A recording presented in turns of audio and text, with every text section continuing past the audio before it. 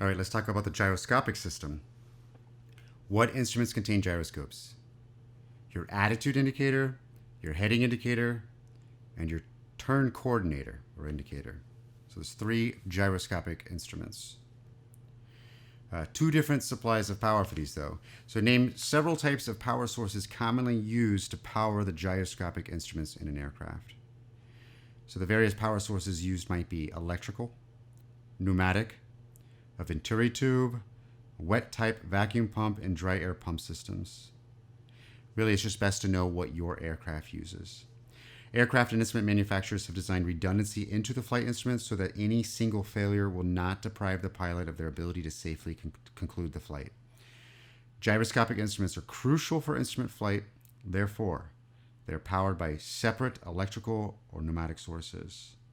Typically, the heading indicator and attitude indicator will be vacuum driven, as they are in the Cessna 172, and the turn coordinator electrically driven, also the case in the Cessna 172.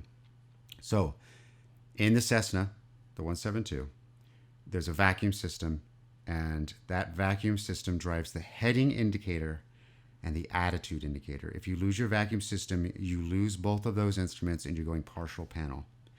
Your turn coordinator you still have, which is really, really nice to have because you need it during partial panel, and that's electrically driven.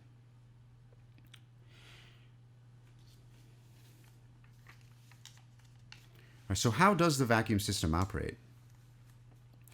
The vacuum or pressure system spins the gyro by drawing a stream of air against the rotor vanes to spin the rotor at high speeds.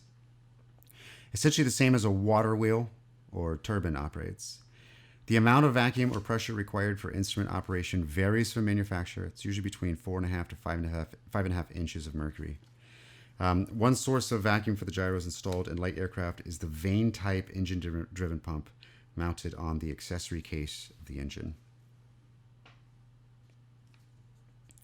What are two important characteristics of gyroscopes? They operate based on rigidity in space and precession. Those are the gyroscopic principles. Rigidity, the characteristic of a gyro that prevents its axis of rotation tilting as the Earth rotates. Attitude and heading instruments operate on this principle. Precession, the characteristic of a gyro that causes an applied force to be felt, not at the point of application, but 90 degrees from that point in the direction of rotation. Rate instruments, such as the turn coordinator, use this principle. How does the turn coordinator operate? Well, the turn part of the instrument uses precession to indicate direction and approximate rate of turn. A gyro reacts by trying to move in reaction to the force applied, thus moving the miniature aircraft in proportion to the rate of turn.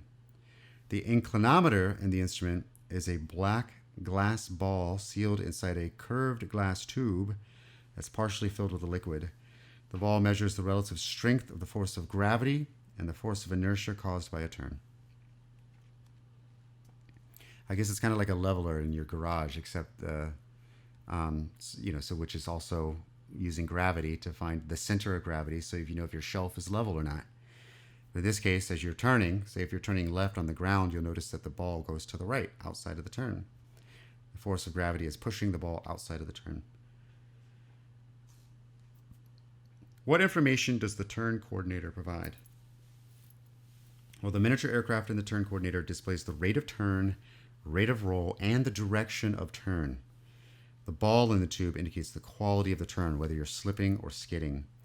So a slip, that's the ball. When the ball's on the inside of the turn, you're slipping. Step on that ball to bring the nose into the turn. Not enough rate of turn for the amount of bank. So your nose is pointing outside of the turn. If you're skidding, it's no different than if you're in a car and your rear tires are moving faster than the rate of turn. So in this case, the ball would be to the outside of the turn. Step on that ball, and it'll bring the nose more to the outside of the turn because the nose is towards the inside of the turn. Basically, you have too much rate of turn for the amount of bank. Again, just like the car. What is the source of power for the turn coordinator? Turn coordinator gyros can be driven by either air or electricity. Some are dual powered. Ours in the Cessna 172 are electrical. Typically, the turn coordinator is electrically powered. Just refer to your BOH or AFM.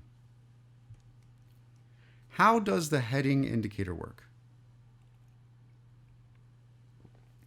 The operation of the heading indicator works on the principle of rigidity in space. The rotor itself turns in a vertical plane, and fixed to the rotor is a compass card. Since the rotor remains rigid in space, the points in the card hold the same position in space relative to the vertical plane. As the instrument case and the airplane revolve around the vertical axis, the card provides clear and accurate heading information. What are the limitations of the heading indicator? They vary with the particular design and make of instrument. On some heading indicators in light airplanes, the limits are approximately 55 degrees of pitch and 55 degrees of bank. When either of these attitude limits are exceeded, the instrument tumbles or spills and no longer gives the correct indication until it is reset with the caging knob. Many modern instruments used are designed in such a manner that they will not tumble. What type of error is the heading indicator subject to? All right, because of precession, caused by friction, the heading indicator will creep or drift from the heading it is set to. The amount of drift depends largely upon the condition of the instrument. Is it worn and dirty bearings or improperly lubricated bearings? I fly several planes that are all Cessna 172, mostly N models, and some definitely have more of a margin of error than others. Some have to be reset more often and to greater degree, especially on steep turns. Additionally, the gyro is oriented in space, and the Earth rotates in space at a rate of 15 degrees in 1 hour. Therefore, discounting precession caused by friction, the heading indicator may indicate as much as 15 degrees of error per every hour of operation. So you're really looking at two things. There's just the friction of your actual turning the airplane, and then also just as time goes by, as the Earth continues to rotate, you have to account for Earth's rotation. How does the attitude indicator work? The gyro and the attitude indicator is mounted on a horizontal plane and depends upon rigidity in space for its operation. The horizon bar represents the true horizon and is fixed to the gyro. It remains in a horizontal plane as the airplane is pitched or banked about its lateral or longitudinal axis, indicating the attitude of the airplane relative to the true horizon. What are the limitations of an attitude indicator? Limits depend upon the make and model of the instrument. Bank limits are usually from 100 to 110 degrees, and pitch limits are usually from 60 to 70 degrees. If either limit is exceeded, the instrument will tumble or spill and will give incorrect indications until restabilized. Some modern attitude indicators are designed so they will not tumble. Is the attitude indicator subject to errors? Attitude indicators are free from most errors, but depending upon the speed with which the erection system functions, there may be a slight nose-up indication during a rapid acceleration and a nose-down indication during a rapid deceleration. There's also a possibility of a small bank angle and pitch error after a 180-degree turn. On rollout from the 180-degree turn, the attitude indicator will indicate a slight climb and turn in the opposite direction of the rollout.